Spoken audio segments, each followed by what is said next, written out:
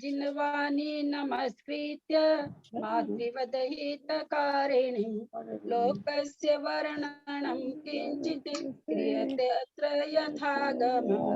बोलो जिन्वानी माता की जय। ग्रंथराज की जय। सब कोई अपने आप को म्यूट करें, नहीं तो एक मिनट की मैं मेरे गले में इतनी ताकत नहीं है, क्लास बीच में रह जाएगी, मैं पढ़ाना छोड़ दूंगी। एक चीज को बार बार नहीं बोलना।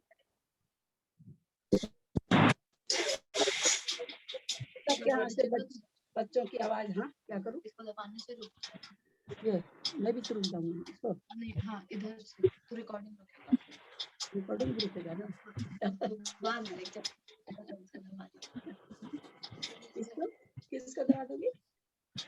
ये इस चीज को बाद में खत्म हो जाता है, वो अपने आप ही ऑफ हो जाता है। पता नहीं जॉब कर देती है ना।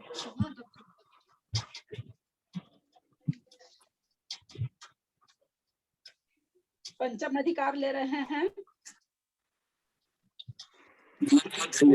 थोड़ा वहीं से लीजिए ना। अरे नहीं भाई, इतना गले में ताकत नहीं है। ऑडियो वीडियो सब भेजा हुआ है। आप लोग से रिक्वेस्ट है, आप लोग सब इतने लोगों का कल से आज तक में मेरे पास फोन आ गया कि हम लोगों को कुछ भी नहीं समझ में आता है। एक प्रश्न चालू होता है, 10 आदमी उसमें से एक एक शब्द पर प्रश्न करने लग जाते हैं। ऐसे थोड़ी कोई पढ़ाई होती मंजू जी।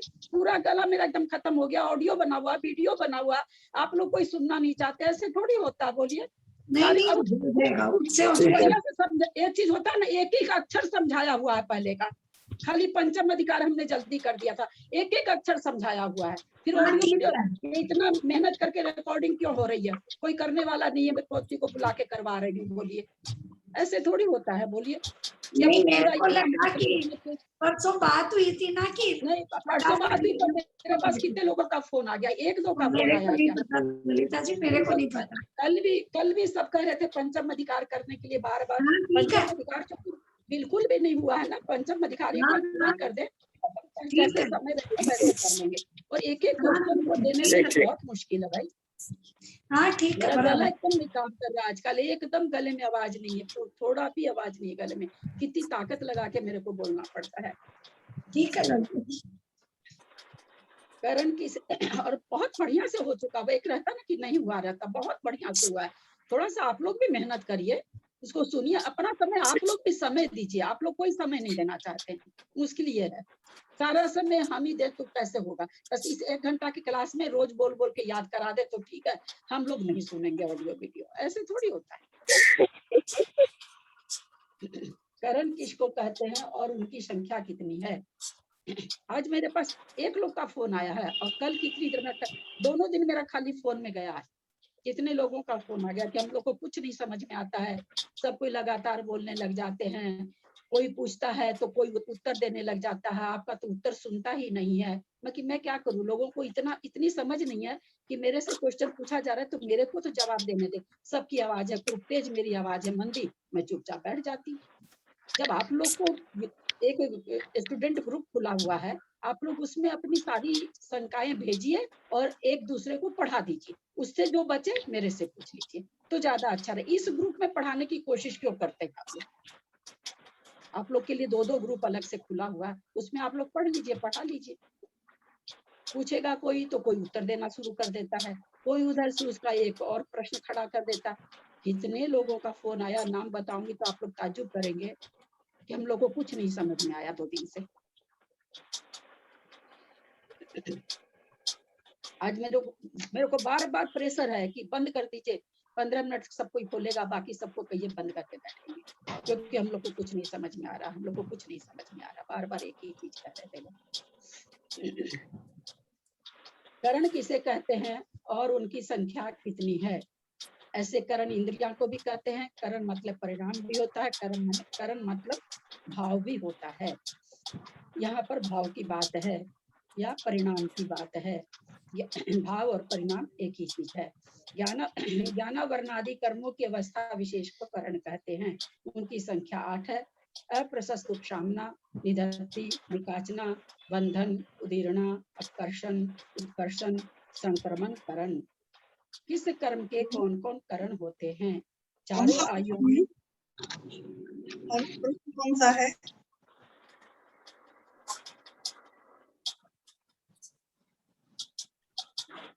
प्रश्न कौन सा है? प्रश्न 231 पंचम अधिकार। ललिता जी के टक टक आवाज आ रही है, फिर नहीं आ रहा है। हाँ, टक टक आवाज आ रही है, क्या आवाज आ रही है पता नहीं तो है। हम क्या करें? ललिता जी कैसे बंद करें? जिनकी आ रही उनको आप बोलिए, ललिता जी कैसे बंद करें बताइए। कि अभी तो थोड़ी देर पहले बोले हम जैसी से वैसे हम क्लास पर, हम तो आज क्लास लेने वाले थे, एक भी नहीं।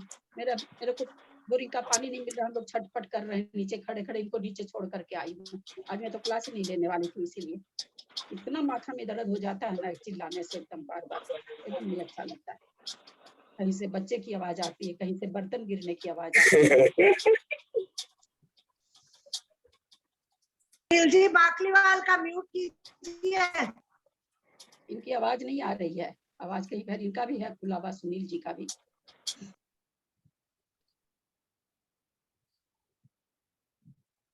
इस कर्म के कौन कौन करण होते हैं? चारों आयुओं में संक्रमण करण के बिना 9 करण होते हैं। शेष सब कर्म प्रकृतियों में 10 करण होते हैं। संक्रमण का मतलब होता है एक प्रकृति दूसरी प्रकृति में बदल जाना। आयु चूंकि एक आयु दूसरी आयु में नहीं बदल सकती है, इसलिए आयु में संक्रमण करण नहीं होता है। बाकी सभी प्रकृतियों में 10 करण होते हैं। आयु कर्म में कौन करण किस गुण स्थान तक होते हैं? आयु कर्म में नरकायु के बंधन करण और उत्कर्षण करण मिथ्यात्व गुण स्थान में ही होते हैं। हम लोगों ने पढ़ा था कर्म कांड की गाथा से कि किसी भी कर्म में उत्कर्षण कब होता है?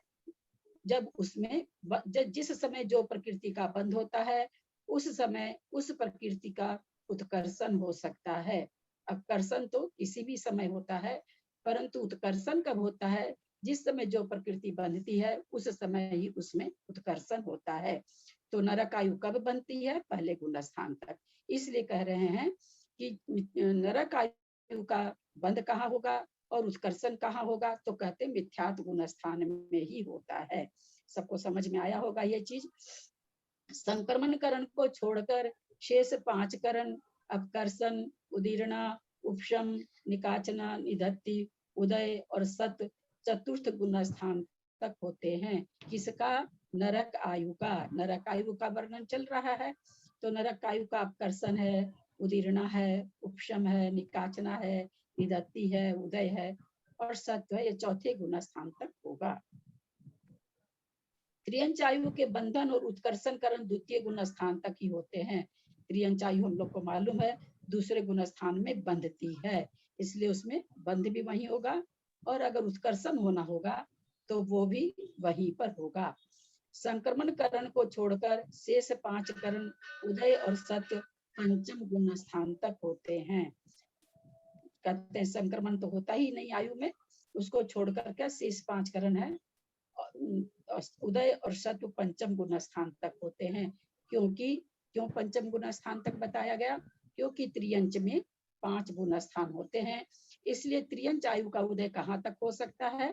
5वें गुण स्थान तक, और 5वें गुण स्थान तक सत्ता रह सकती है। मनुष्य आयु के बंधन करण उत्कर्षण करण चतुर्थ गुण स्थान तक ही होते हैं। मनुष्य आयु का बंध कहाँ होता है? चतुर्थ गुण स्थान तक। चतुर्थ गुण स्थान तक मनुष्य को तो नहीं होता है, क्योंकि सामान्य कथन चल रहा है। चतुर्थ गुण स्थान में देव को और नरक मार्गी को मनुष्य आयु का बंध होता है। उस हिसाब से मनुष्य को तो चतुर्थ गुण स्थान में देवायु का बंध होता है। इसके मनुष्य आयु की विच्छुत्ति दूसरे गुण स्थान में हो जाती है। उदीर्णाकरण प्रमथ संयत नामक छठे गुण स्थान तक होता है। उदीर्णा कहाँ तक होती है? तो मनुष्य आयु की तो प्रमथ संयत तक होती है। संक्रमण करण के बिना अप्रशस्त उपशामना, निधत्ति, निकाचना अपूर्वकरण गुण स्थान के अंत तक होते हैं। उदय और सत्व 14वें गुण स्थान तक होते हैं। देवायु का बंधन करण उत्कर्षण करण सप्तम गुण स्थान तक होते हैं, क्योंकि देवायु का बंध कहाँ होता है? 7वें गुण स्थान तक होता है, इसलिए 7वें गुण स्थान तक उत्कर्षण हो सकता है। उदय और उदीर्णा ये दो करण चतुर्थ गुण स्थान तक ही होते हैं। अपकर्षण करण, सत्व करण 11वें गुण स्थान तक होते हैं। इसमें संक्रमण नहीं होता। अतः तथा अप्रसत उपशामना निधत्ति निकाचना अष्टम गुण स्थान के अंत तक होती है। वेदनीय कर्म के करणों की व्यवस्था की क्या क्रम है? वेदनीय के दो भाग हैं, भेद हैं, साता वेदनीय और असाता वेदनीय। इसमें साता वेदनीय के बंधन और अपकर्षण करण 13वें गुण स्थान तक, क्योंकि वहां तक बनती है, तथा उत्कर्षण 10वें गुण स्थान तक, उदीर्णा और संक्रमण 6ठे गुण स्थान तक। 6ठे गुण स्थान के आगे किसी भी प्रकृति की उदीर्णा नहीं होती है। उदीर्णा संक्रमण 6ठे गुण स्थान तक ही होता है, चाहे किस प्रकृति में हो, 6ठे गुण स्थान से आगे उदीर्णा नहीं होती है। उदीर्णा और संक्रमण करण 6ठे गुण स्थान तक, उपशामना निधत्ति और निकाचना 8वें गुण स्थान में अंत तक, और उदय और सत्व 14वें गुण स्थान तक होते हैं। वेदनीय कर्म का उदय हम लोग जानते हैं, साता असाता दोनों का ही 14वें गुण स्थान तक हो सकता है। किसी को साता का, किसी को असाता का। सत्व भी किसी को साता का, किसी को असाता का 14वें गुण स्थान तक रह सकता है। असाता वेदनीय के बंधन करण, उत्कर्षण करण, उदीर्णा करण 6ठे गुण स्थान तक, क्योंकि असाता वेदनी 6ठे गुण स्थान में बंध विच्छुत्ति हो जाती है, तो वहीं तक उसका बंध है। जहां तक बंध है वहीं तक उदीर्णा है और वहीं तक उत्कर्षण होता है। संक्रमण करण 10वें गुण स्थान तक, अपकर्षण करण 13वें गुण स्थान तक, उपशामना निधत्ति निकाचित करण 8वें गुण स्थान तक, तथा उदय और सत्व 14वें गुण स्थान तक होते हैं। किसका बता रहे हैं? वेदनीय कर्म, असाता वेदनीय का। पूछ रहे हैं क्या कुछ? मोहनीय कर्म के कर्णों की क्या व्यवस्था है? निदत्ति और निकाचित, ललिता जी, जय जिनेन्द्र, दो देती हूँ। निदत्ति और निकाचना और उपसामना जो 8वें गुण स्थान तक बता रहे हैं, मतलब उसके बाद में निदत्ति निकाचित बंध नहीं होता है क्या? निवृत्तिकरण परिणामों से, निवृत्तिकरण परिणामों के इसीलिए महत्व बहुत ज्यादा है। निदत्ति निकाचित कर्म भी उससे बंध विच्छुत्ति हो जाती है। ठीक। मोहनीय कर्म में कर्णों की क्या जी, एक बार ये उपशामना निदत्ति और निकाचित समझा दीजिए ना। अच्छा ठीक है, एक एक लाइन। हाँ नहीं ठीक है, वो तो इसकी निकालनी पड़ेगी परिभाषा।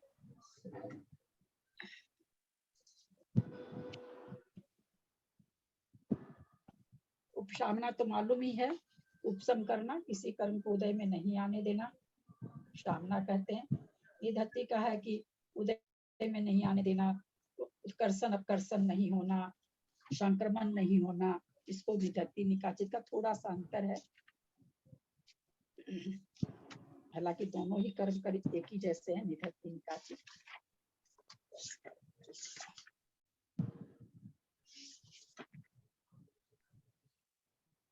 ललिता भाभी, आज आपकी आवाज थोड़ी धीरे आ रही है, अगर चेक कर लीजिए ना, वॉल्यूम वहाँ आपका नीचे है क्या? मेरी आवाज धीरे है, आज तबियत नहीं ठीक है बिल्कुल, आज मैं क्लास नहीं लेने वाली थी। हाँ,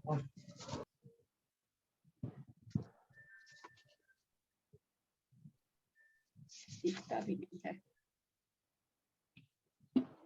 किसी को याद है क्या पेज नंबर? 425।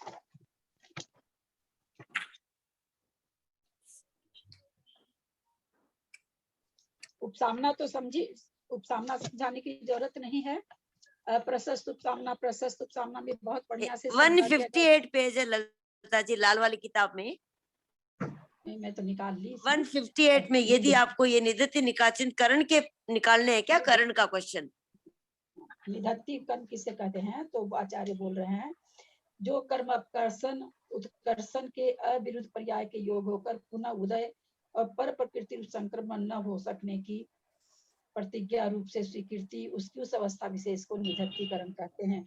अर्थात जिस कर्म में न तो अपकर्षण हो, यानी न तो जिसको घटाया जा सके, न उत्कर्षण हो सके, और न उसको, चूंकि अपकर्षण नहीं हो सकता तो उदय में भी नहीं ला सकते हैं, और पर प्रकृति रूप और संक्रमण भी नहीं होता है, उसे निधत्ति में नहीं होगा ना, निधत्ति में तो होता है ना, उसे निधत्ति कहते हैं। और जिस निधत्ति में कर्म अपकर्षण उत्कर्षण हो सकता है ना, खाली उदीर्णा और संक्रमण इनको इसमें निधत्ति में नहीं होता है। इसका एग्जाम्पल क्या होगा आंटी? हाँ, क्या बोल रही है? एग्जाम्पल क्या होगा ताई हाँ, जी? गति का एग्जाम्पल कौन सा कर्म हो जाएगा? एग्जाम्पल कोई भी कर्म हो सकता है। ये परिणाम विशेष है। मान लो ऐसा परिणाम हुआ कि जो कर्म बंधा वो निधत्ति रूप बंधा, है ना। किसी कर्म की इसमें जैसे कोई भी कर्म इस तरह का बंधा जिसको जो उदय में या तो उसको दूसरे रूप संक्रमित कर सकते हैं और न उदय में ला सकते, जब आएगा तभी आएगा। अब कर्षण उत्कर्षण होने का मतलब कि न तो उसकी स्थिति को बढ़ा सकते हैं न उसकी स्थिति को कम कर सकते हैं। जिस समय उसको उदय में आना है वो उदय में आके ही रहेगा और न उसको संक्रमित कर सकते हैं। तो ऐसे ठीक है ताई जी। अपकर्षण निधत्ति उत्कर्षण अपकर्षण के लिए शक्य है, लेकिन उदय में यानी उदय में देने के लिए शक्य नहीं है। अन्य प्रकृतियों को संक्रांत करने के लिए भी शक्य नहीं है, किंतु अपकर्षण व उत्कर्षण करने के लिए शक्य है। ऐसे प्रदेशाग्र की निधत्ति संज्ञा है, यानी जिसका अपकर्षण और उत्कर्षण से, अपकर्षण उत्कर्षण का मतलब मान लो 10 कोड़ा कोड़ी की स्थिति बांधी है, उसको घटा करके 8 कोड़ा कोड़ी कर देना, 4 कोड़ा कोड़ी कर देना, अथवा 10 कोड़ा कोड़ी की बांधी है उसको 20 कोड़ा कोड़ी कर देना, इसको उत्कर्षण और स्थिति घटाने को अपकर्षण कहते हैं। तो कह रहे हैं कि निधत्ति में तो अपकर्षण उत्कर्षण तो हो सकता है, लेकिन उसको उदय में नहीं लाया जा सकता और दूसरी प्रकृति में संक्रमित नहीं कराया जा सकता। जिस रूप से प्रकृति बंधी है उसी रूप से उदय में आके रहती है। ये तो हो गया निधत्ति। निकाचित, निकाचित वह होती है जिसकी न तो उदीर्णा होती है, न संक्रमण होता है, न उत्कर्षण होता है, न अपकर्षण होता है। जैसा बांधा है वैसा का वैसा उदय में आना, इसको निकाचित करण कहते हैं। ठीक है ताई जी। और उपशामना तो उपशम करना है ही है, दबा उदय में नहीं आने देना, उपशम कर देना।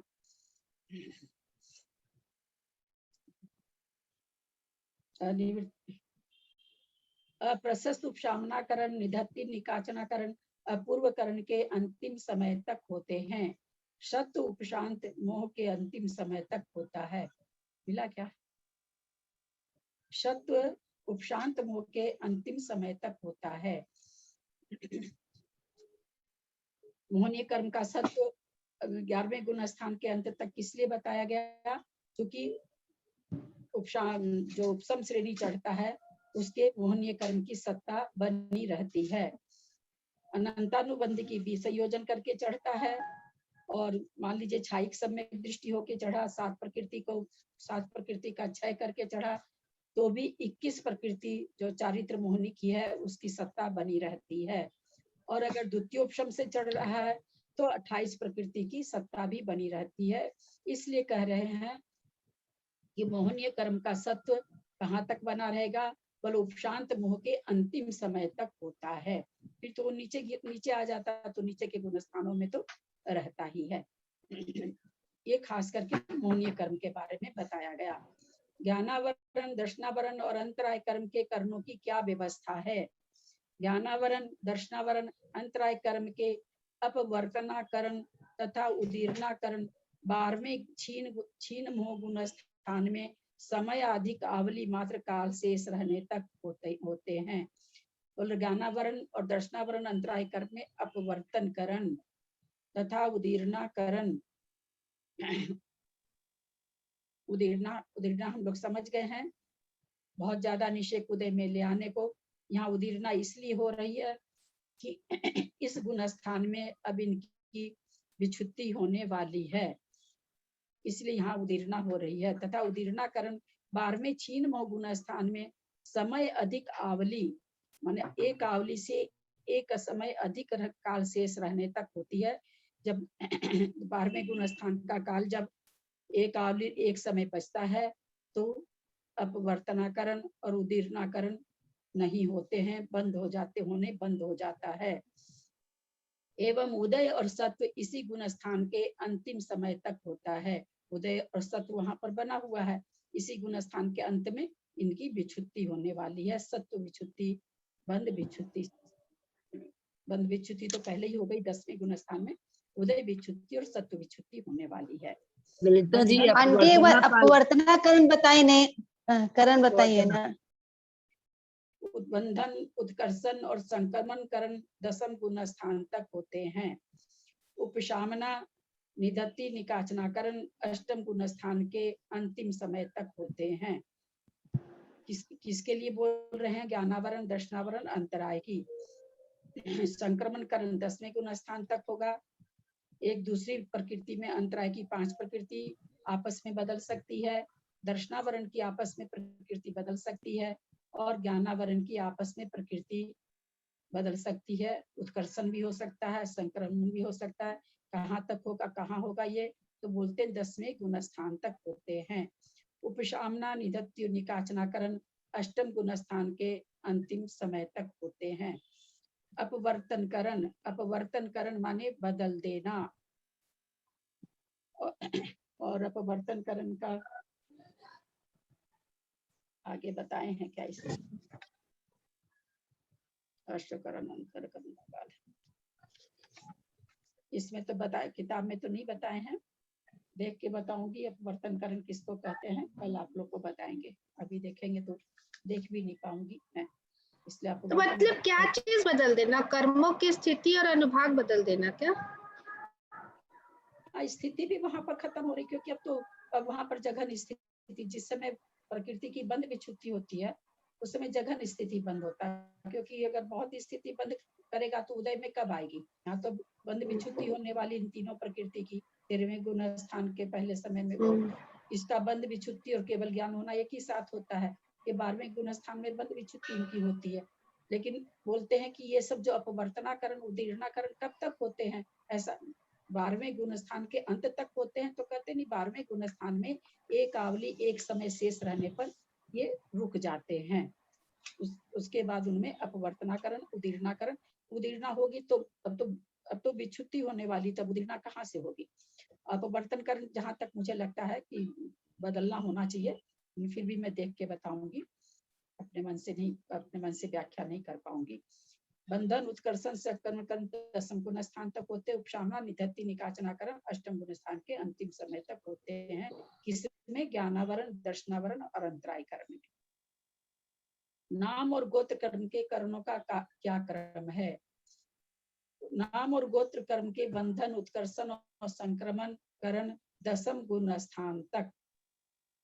नाम और गोत्र में आपस में नाम की प्रकृतियां हम लोग समझ चुके हैं। कोई भी प्रकृति किसी में भी बदल सकती है।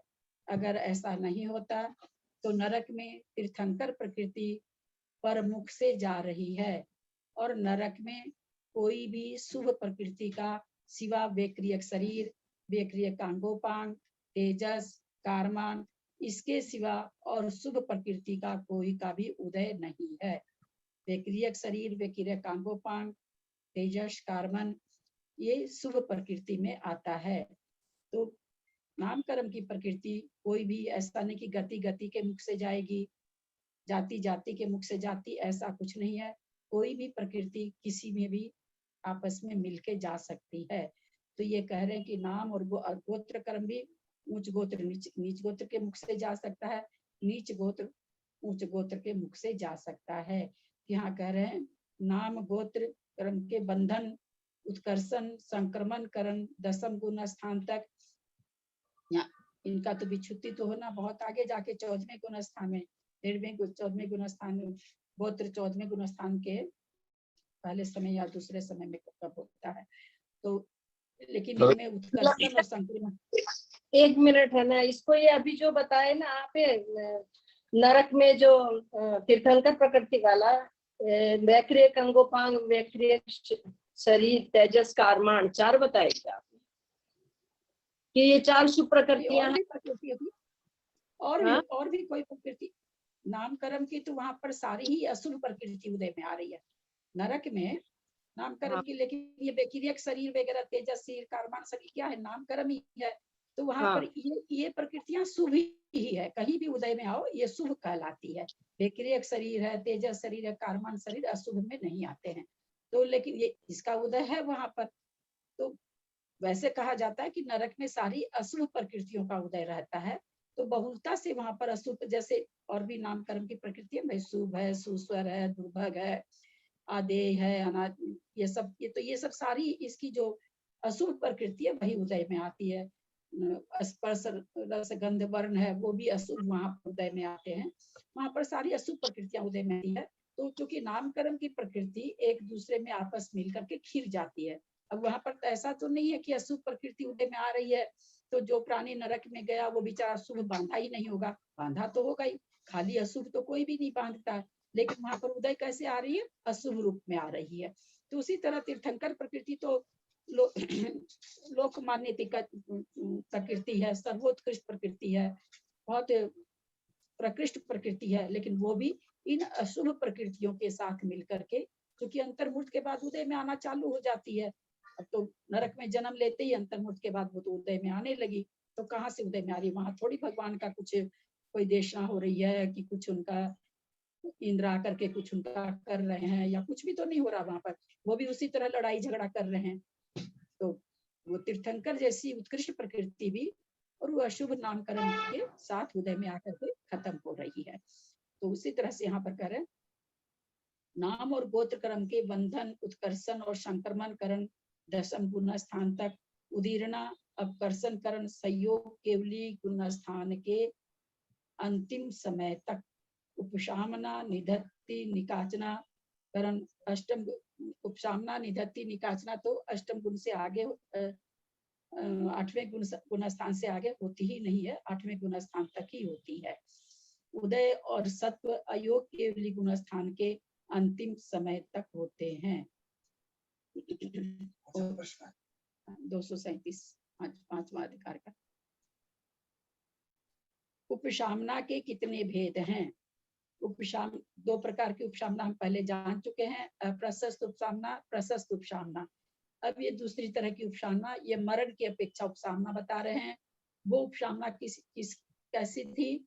वो उदय में आने के हिसाब से थी कि उदय में अगर अंतर्मुक्त पहले जो प्रकृति उदय में आ जाए, उपशम की हुई प्रकृति अगर उदय में आती है तो उस प्रकृति की का उपशम अप्रशस्त कहलाता है। वहां प्रकृति उदय में आ रही है, उस हिसाब से अप्रशस्त प्रशस्त है। यहाँ पर जो सव्याघात उपशामना, अव्याघात उपशामना, ये मरण की अपेक्षा बताने जा रहे हैं। उपशामना के दो भेद हैं, सव्याघात उपशामना और अव्याघात उपशामना। नपुंसक वेद आदि का उपशम करते समय यदि बीच में ही मरण हो जाता है तो उसे सव्याघात उपशामना कहते हैं। इसका जघन्य काल एक समय और उत्कृष्ट काल अंतर मुहूर्त है। नपुंसक वेद की जयपुर सुमन जी, नपुंसक वेद का उपशम किस समय होता है?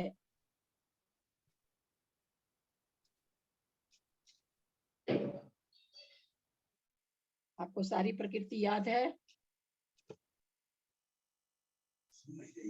नहीं है क्या? नपुंसक वेद का की उपशामना कौन से गुण स्थान में कब होती है?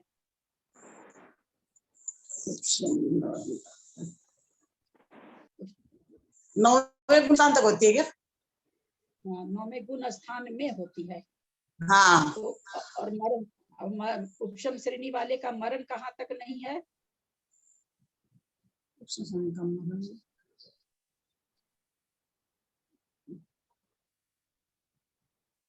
कहाँ तक?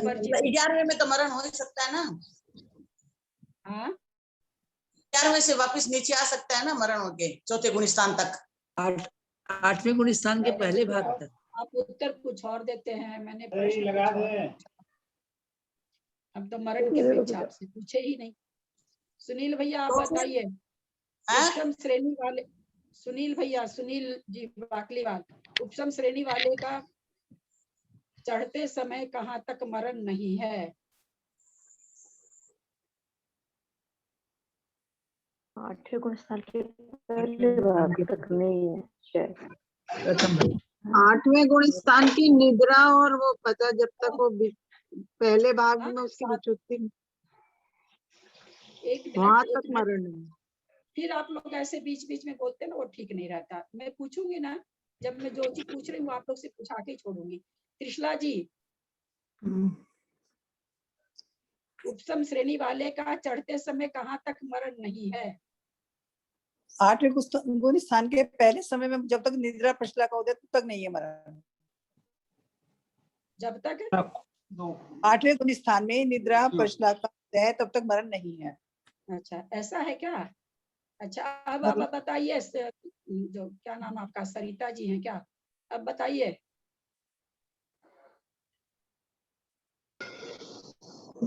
8वें गुण, हाँ बोलिए। 8वें गुण उपशम श्रेणी चढ़ने वाला मतलब उतना वो अपना लेकर के ही चढ़ेगा कि वो ऊपर तक जा सके, और मतलब उतना उसमें वो होगा कि वो में वो निद्रा और पचला की वो जब तक विच्युति नहीं होती है तब तक मरण नहीं। सोनिया फोन आ रहा है नीतू का। अच्छा, आप अपने को म्यूट करिए, तो सब कोई अपने को म्यूट रखे। चलिए, मंजू जैन जयपुर। नहीं यार, मेरे हिसाब से तो 11वें गुण स्थान तक उपशम श्रेणी वाले का मरण नहीं होगा। 11वें तक हो जाएगा। आप लोग शुरू, ठीक है, आप बंद कर लीजिए। आप लोग शुरू से अभी तक का ऑडियो अगर सुनेंगे तो कम से कम 100 बार बोला गया है। चलिए, कोई बात नहीं है। कुसुम छाबड़ा। हाँ ललिता जी, दुख देती हूँ। उपसम श्रेणी चढ़ते समय अपूर्व करण गुण स्थान के पहले भाग में जब तक निद्रा और पचला की विच्युति नहीं हो जाती है तब तक तो मरण नहीं होता है। ये चढ़ते समय की बात है। और उतरते समय 11वें गुण स्थान नहीं, वो नहीं पूछ रहे आप, खाली क्या है सब तो विच्युति उदय विच्युति से क्या समझा जाए, पूरा प्रश्न दीजिए तब नहीं। निद्रा और प्रचला का जब तक नष्ट नहीं हो जाती है उसकी विच्युति, मतलब निद्रा और प्रचला समाप्त हो जाती है, बंद विच्युति चढ़ते समय, तब तक मरण नहीं होगा उपसम श्रेणी वाले का। उपसम श्रेणी वाले के सब जगह मरण है, चढ़ते उतरते समय। खाली 8वें गुण स्थान के पहले भाग में नहीं। एक 7वें गुण स्थान से श्रेणी शुरू हो जाती है, चाहे उपशम हो चाहे छपक हो। आप 8वें गुण स्थान के पहले समय में, त्रिशला जी आपने उत्तर सही दिया था, पर आपने कहा था उदय विच्युति। निद्रा और प्रचला की जब तक बंद विच्युति नहीं होती है तब तक मरण नहीं होता है। उपशम श्रेणी वाले का 8वें गुण स्थान के प्रथम समय में जब तक निद्रा और प्रचला की बंद विच्युति नहीं होती है तब तक मरण नहीं होता है। उसके बाद उसका किसी भी समय, चढ़ते समय और उतरते समय मरण हो सकता है। ठीक। तो यहाँ पर क्या कह रहे हैं, सब नपुंसक वेद आदि का उपशम करते समय यदि बीच में ही मरण हो जाता है, ये कहाँ मरण करा रहे हैं? नपुंसक वेद का उपशम कराते समय, यानी 9वें गुण स्थान में। तीनों वेद में सबसे पहले नपुंसक वेद का उपशम होता है। तो कहते अब उपशम कर रहा है, उपशम करते समय यानी अनिवृत्तिकरण गुण स्थान में नपुंसक वेद आदि जो भी वहां पर चारित्र होने की प्रकृतियां हैं उसका उपशम करते समय अगर बीच में मरण हो जाता है, यानी जो 21 पर क्या कहना चाह रहे हैं, जो 21 प्रकृति का उपशम यहाँ पर हो रहा है वो उपशम होने के बीच में ही, उपशम तो कर रहा है लेकिन उपशम के बीच में ही मरण हो सकता है, केवल 8वें गुण स्थान में नहीं होता है। तो कहते हैं उसे सव्याघात उपशामना कहते हैं। क्यों कहा गया? क्योंकि उसका जो उपशम करण था वो व्याघात हो गया, वो टूट गया, वो 11वें गुण स्थान तक नहीं पहुंचा। इसलिए क्या संज्ञा पड़ी उसकी? सव्याघात, व्याघात के सहित। व्याघात का मतलब समझते ही बाधा है ना, अपने लोग कहते हैं ना भाई आहारक शरीर व्याघात रहित है ना, यानी बाधा रहित है, कहीं भी जा सकता आ सकता, पहाड़ से भी नहीं रुकता, नदी नाले से भी नहीं रुकता। तो व्याघात मतलब बाधा होना। तो क्या हो गई, बाधा हो गया। क्या चीज में बाधा हो गई, जो उपशम कर रहा था किस प्रकृतियों का, उसमें बाधा उत्पन्न हो गई, यानी व्याघात सहित है। तो उसको कह दिया गया सव्याघात उपशामना। इसका समय कितना है, जघन्य से एक समय और उत्कृष्ट काल अंतर मुहूर्त है। बीच में होने वाले मरण से जो रहित है उसे अव्याघात उपशामना कहते हैं।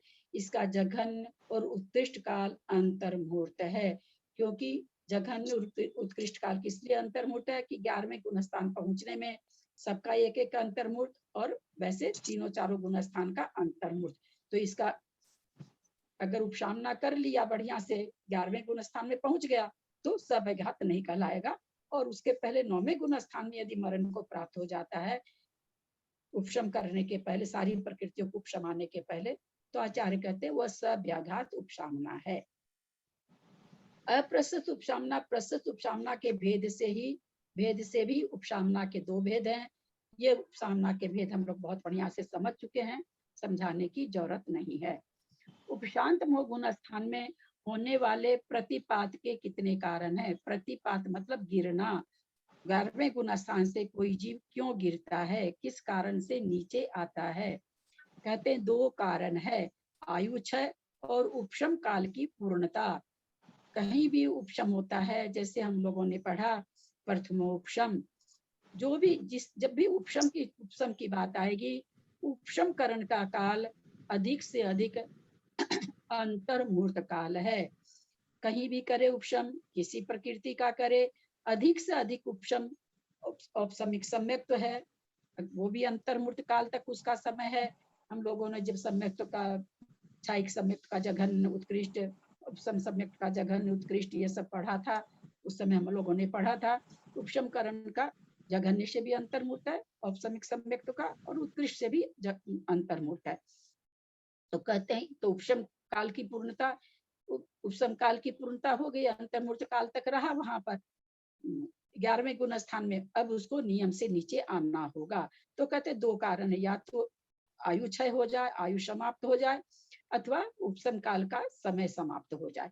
इस गुण स्थान में आयु क्षय से होने वाले प्रतिपात में, अर्थात मरने के बाद में यह मुनि देव पर्याय में नीचे चतुर्थ गुण स्थान में आ जाता है, और उपशम काल के क्षय होने से होने वाले प्रतिपात के समय जीव क्रम से नीचे उतरता है।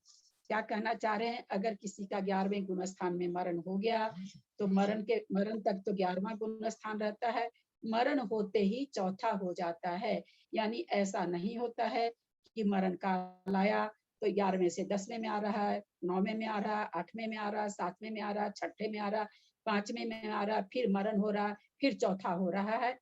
ऐसा नहीं होता है। जिस भी गुण स्थान में मरण करे, किसी भी गुण स्थान में मरण हो सकता है, तीसरा गुण स्थान छोड़ के जिस गुण स्थान में मरण करेगा, मरने अगर सम्यक दृष्टि रहता है, मिथ्यात्व को नहीं प्राप्त होता है, तो मरने के बाद चतुर्थ गुण स्थान हो जाएगा।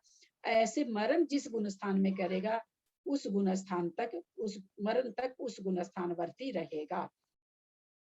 और जब कहते हैं उपशम काल के क्षय होने से कोई गिरेगा तो वो क्रम से गिरेगा, 10 से 9, जैसे समय खत्म हो गया, अंतर्मुहूर्त समय था खत्म हो गया, तो 11वें से 10वें में आएगा, 10वें से 9वें में आएगा, इस तरह से वो क्रम से उतरेगा। अगर सम्यक दृष्टि रह जाता है तो क्या नाम है, सो मान लीजिए द्रव्य भाव से ये भी हो जाता है, भावलिंग नहीं भी रहता तो भी चौथे गुण स्थान में आके अटक जाएगा। और अगर सातों प्रकृति का उपशम करके ही चढ़ा है तो फिर सासाधन को गुण स्थान को प्राप्त होते हुए मिथ्यात्व को प्राप्त हो सकता है। जरूरी नहीं है कि हो, पर हो सकता है। दो तरह का मत चलता है, अलग अलग आचार्यों का अलग अलग मत है। एक आचार्य उसे सासाधन गुण स्थान में भेज रहे हैं, एक आचार्य नहीं भेज रहे हैं। इसका कारण है, एक आचार्य अनंतानुबंधी का विसंयोजन के बिना उपशम श्रेणी नहीं मंडवाते हैं, एक आचार्य अनंतानुबंधी की सत्ता सहित भी उपशम श्रेणी करवाते हैं।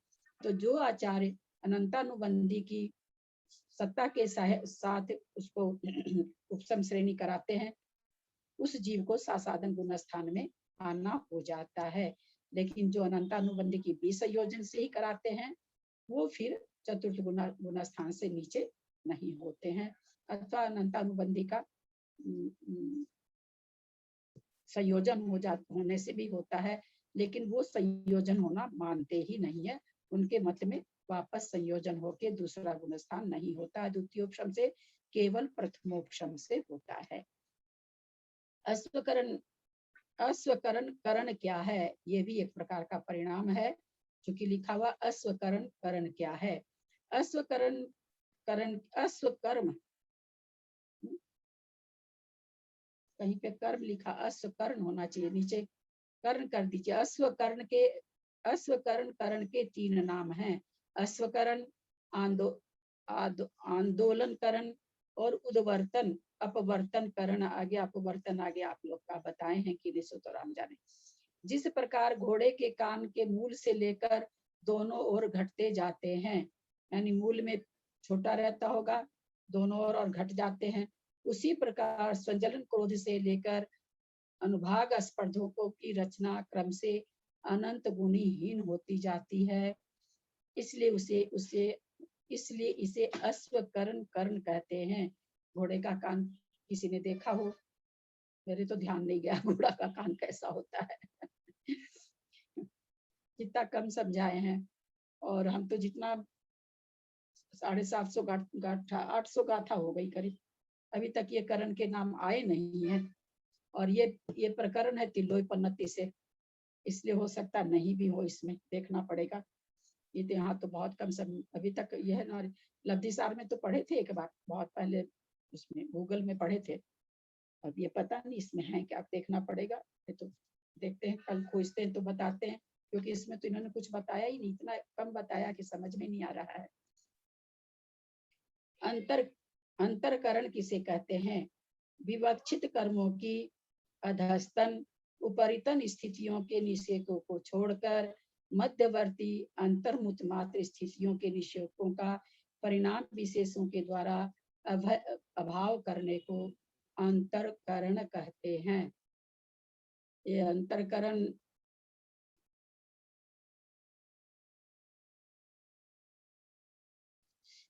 उसमें है क्या आप लोग गुण स्थान वाले में? जो अशोक जी बस जो चालू किए हैं, नहीं मैंने आंटी, समझाया था, ध्यान होगा तो आप लोग को चित्र भी बना के भेजा था। नहीं है हम लोग तो आंटी इसमें। विवक्षित कर्म की अधस्तन उपरितन स्थितियों के निषेधों को छोड़कर, किस कॉपी में चित्र भी भेजी तो थी बना के, पर किस कॉपी में लिख रखी है बुला रही है।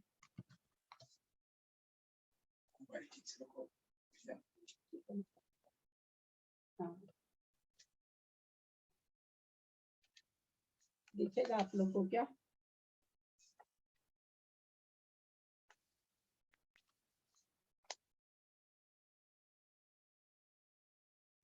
दिख रहा है।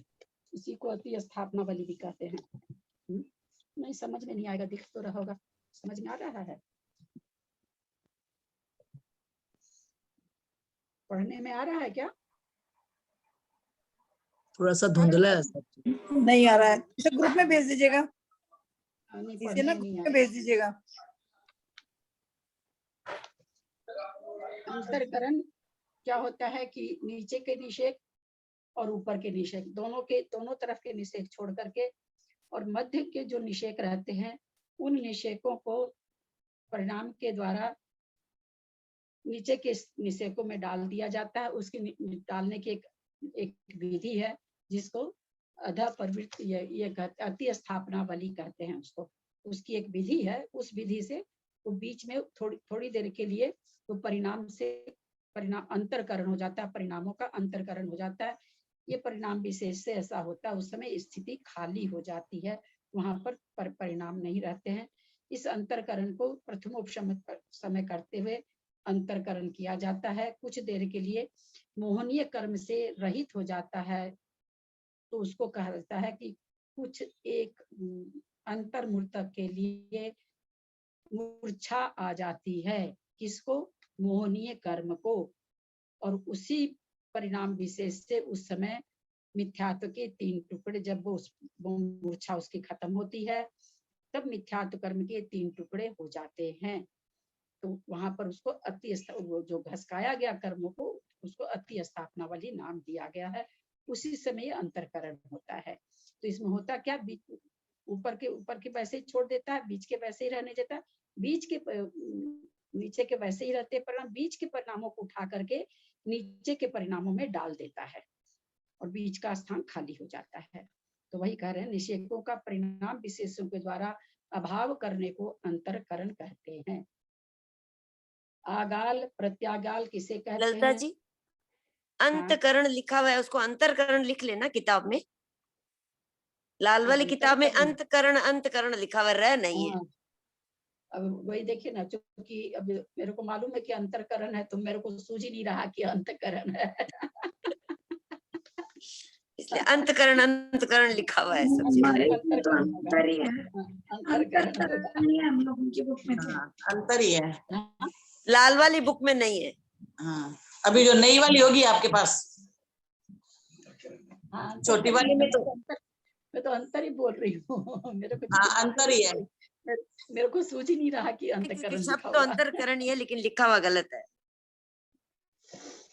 आगाल प्रत्यागाल किसे कहते हैं?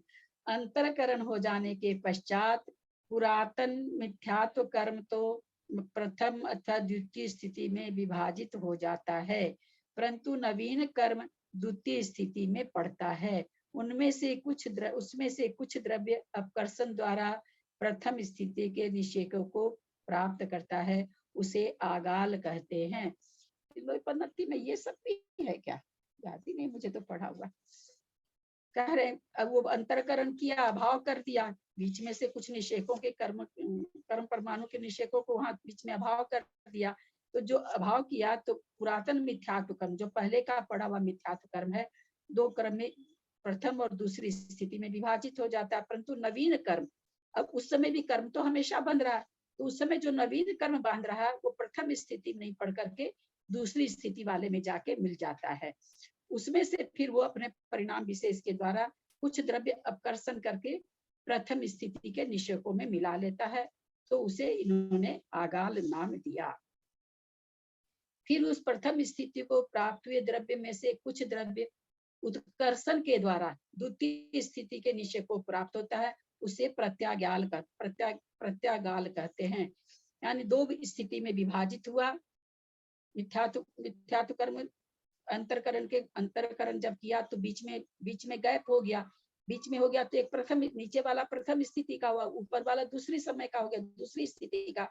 ये तो हुआ जो बंधा हुआ कर्म था, उसकी 2 प्रकार की स्थिति हुई। अब नए कर्म जो बंध रहा क्योंकि प्रत्येक समय कर्म बंध रहा है, तो नवीन कर्म जो बंध रहा है वो सारे के सारे कर्म कहाँ जा रहे हैं? ऊपर वाली स्थिति में जा रहे हैं। जो दूसरे समय की स्थिति का कर्म बचा उसमें जा रहे हैं।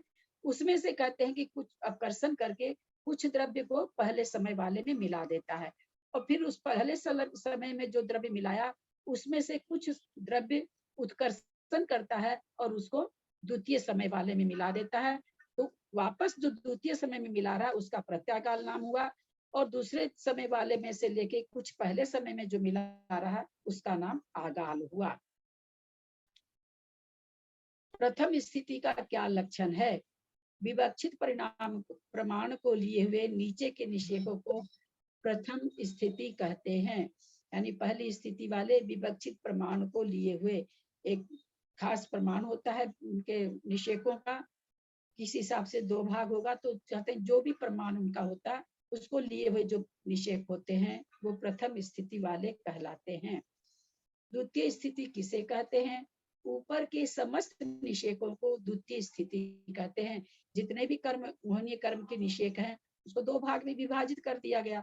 जो नीचे वाला कर्म आया जितने प्रमाण में पहली स्थिति में, क्योंकि अंतर कहाँ हुआ था? बीच में, और किसी कर्म के परमाणु में नहीं, निषेक में नहीं होता है, अंतरकरण होता है। वो मोहनीय कर्म, मोहनीय कर्म की प्रकृति में ही होता है।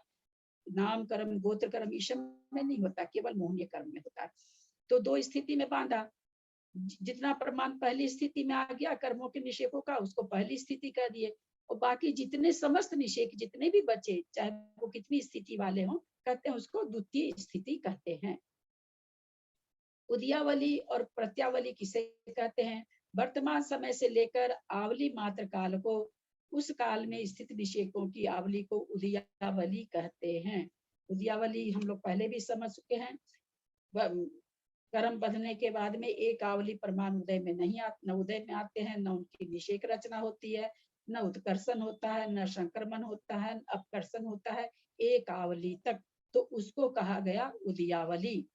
उदयावली के आगे की आवली को द्वितीयावली या प्रत्यावली कहते हैं। एक आवली के बाद उन्हीं कर्मों के को क्या कह देते हैं? द्वितीयावली अथवा प्रत्यावली, दोनों एक ही चीज है।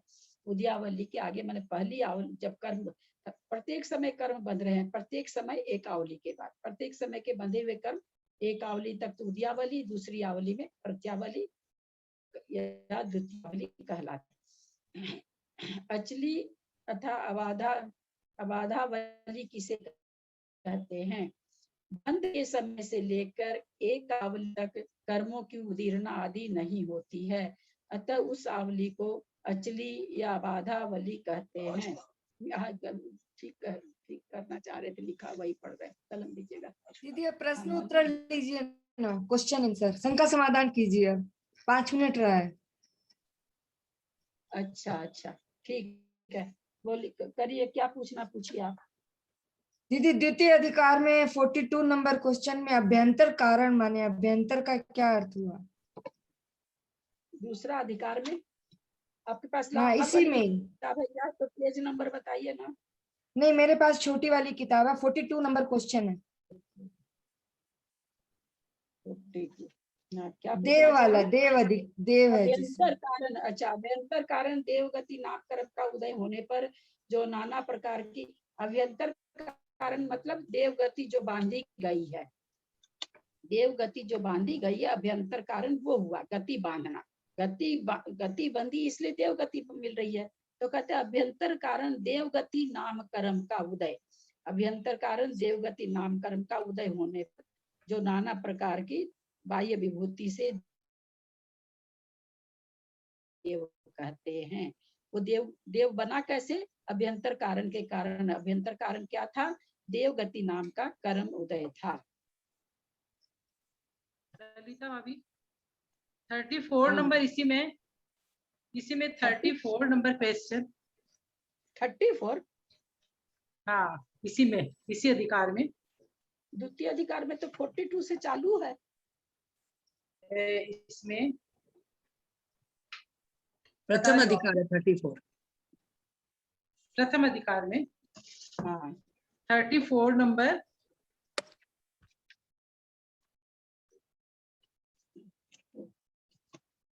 हाँ, नरकों में कौन कौन जीव उत्पन्न नहीं होते, कौन कौन जीव नरक नहीं, कौन इसमें मैं जो पूछना चाह रही हूँ वो हाँ, एक बार बता रही हूँ क्या पूछना चाह रही हूँ। जो सूरी श्रिप है और मत्स्य है और सिंह है, ऐसे करके नाम दिया है ना, तो यही पर्टिकुलर नाम दिया है, इसका क्या मतलब हुआ?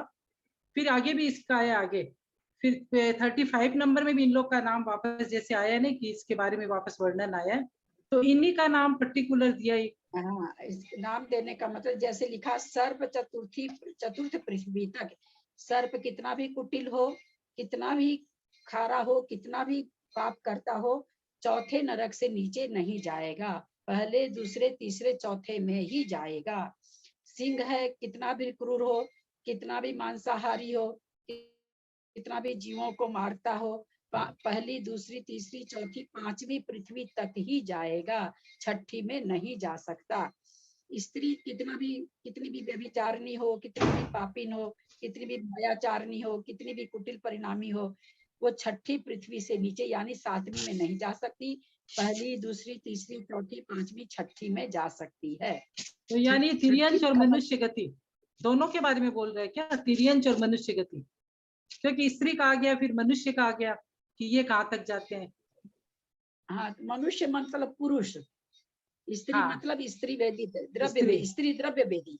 यहाँ द्रव्य वेद का तो इसमें सब जगह भाव वेद का बात है, लेकिन यहाँ पर ये द्रव्य वेद के हिसाब से स्त्री वेदी कहाँ तक, स्त्री पर्याय स्त्री कहाँ तक जाएगी, तो छठी पृथ्वी तक। और मनुष्य पुरुष कहाँ तक जा सकता है, तो 7वीं पृथ्वी तक।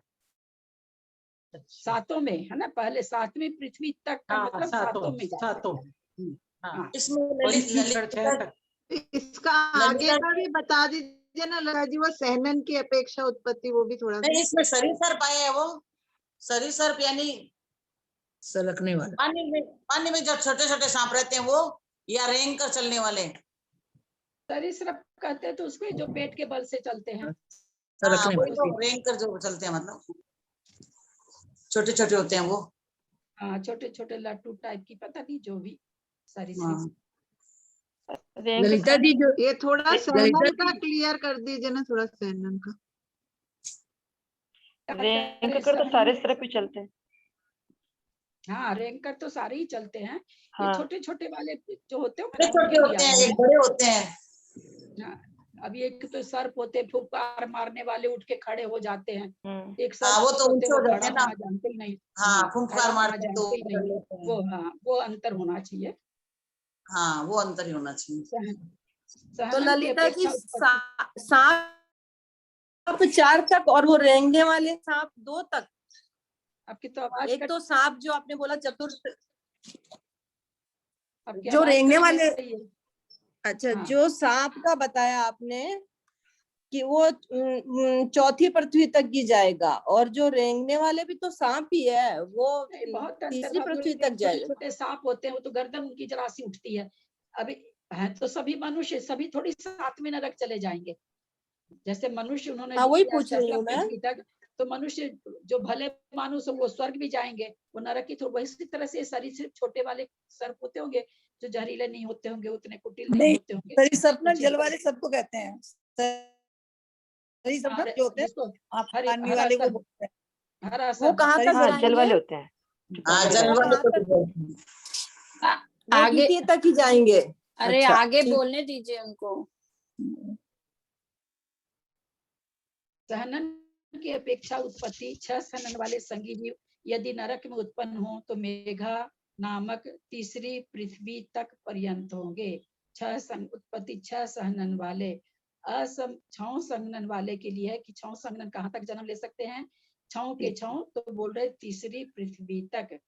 लेकिन असंप्राप्ता श्री पाटिका सहनन रहित 5 सर ऊपर क्या कहा, 6 सहनन वाले। 6 सहनन वाले, 6 मतलब 6 तीसरी पृथ्वी तक। छठा सहनन छोड़ के 5 सहनन वाले अरिष्टा नामक 5वीं पृथ्वी पर्यंत। 4 सहनन वाले अर्ध नारा सहनन पर्यंत मघवी नामक पृथ्वी 6ठी पृथ्वी तक।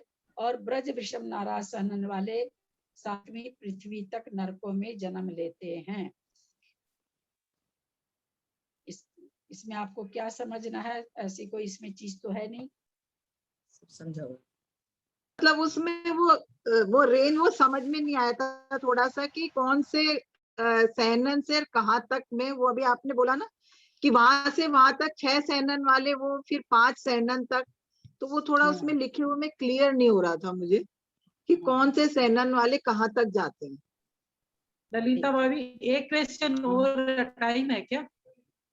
ये जो नीचे वाला में जो बार बार लिखा है ना कि पहले संगी फिर असंगी, तो इतनी बार वापस उनको पर्याय बदलनी पड़ती है क्या? जैसे नीचे दिया है कि वो पहले असंगी जीव मरकर नरक गया, फिर संगी प्राप्त की, फिर असंगी हुआ, तो इतनी बार क्यों करना पड़ता है? वो तो एक बार नरक में जाने के लिए दूसरी पर्याय एक बार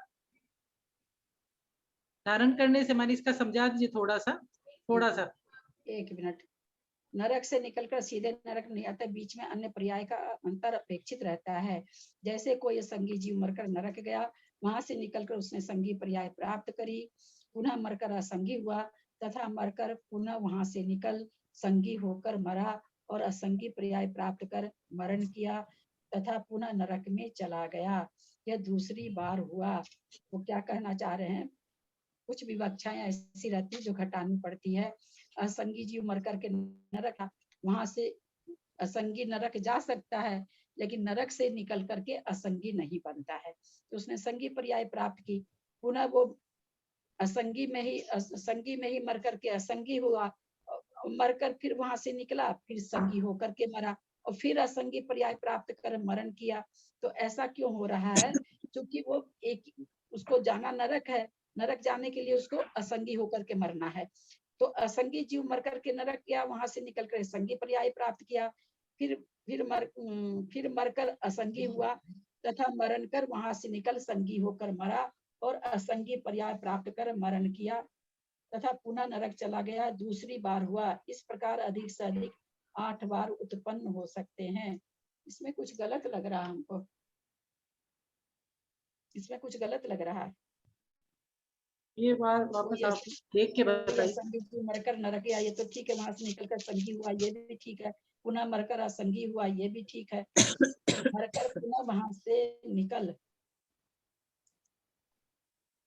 ठीक है ललिता जी। नहीं आपने ना इसमें ना एक लाइन लगता है, इसमें देखिए तो लगता है एक चीज भूल गए हैं बीच में लिखना। एक मिनट नहीं दीजिए ना हमको आप। भाभी, आपने सातवें नरक के अपेक्षा से बताया था ना ये कि सातवें हाँ, नरक में नहीं जा सकता, तो इससे उसको करना पड़ेगा। जिस समय आपने नहीं तो पढ़ाया था अरे भैया, उसमें आपने सातवें नरक में असंगी नहीं जाता है। सातवें हाँ तो नरक में आपने लिखा ना, सातवें नरक में असंगी नहीं जाता है त्रिशला जी। नहीं असंगी ने आपने कहा था ना, वो संगी बन के निकला, फिर असंगी हो गया, फिर दोबारा संगी हुआ, फिर नरक गया, ऐसा करके विवक्षा बनाई थी आपने। हाँ नहीं, वो सातवें नरक की बनती तो है असंगी जी मृत प्रथम। देखिए नहीं, बोलने का असंगी के बाद में फिर संगी बना। एक मिनट, ये पतली वाली किताब में थोड़ा ठीक लग। कोई असंगी जीव मरकर प्रथम नरक गया, वहां से निकलकर उसने संगी पर्याय प्राप्त की, पुनः मरकर असंगी हुआ तथा मरकर पुनः प्रथम नरक गया, यह एक बार हुआ। पुनः वहां से निकल संगी होकर मरा और असंगी पर्याय प्राप्त कर मरण किया, पुनः नरक चला गया। इसमें ठीक नहीं है लिखा हुआ लाल वाली किताब में, क्योंकि विवक्षा ही नहीं बैठ रही थी। असंगी पर्याय प्राप्त कर मरण किया तथा पुनः नरक चला गया। क्या कहना चाह रहे हैं कि कोई नरक से निकला, संगी होकर के निकला, और कोई असंगी जीव पहले मरा, मर करके नरक गया, प्रथम नरक गया, वहां से निकला, आके संगी पर्याय प्राप्त किया, संगी पर्याय प्राप्त कर पुनः वो मर करके असंगी बना और फिर मरकर पुनः नरक गया।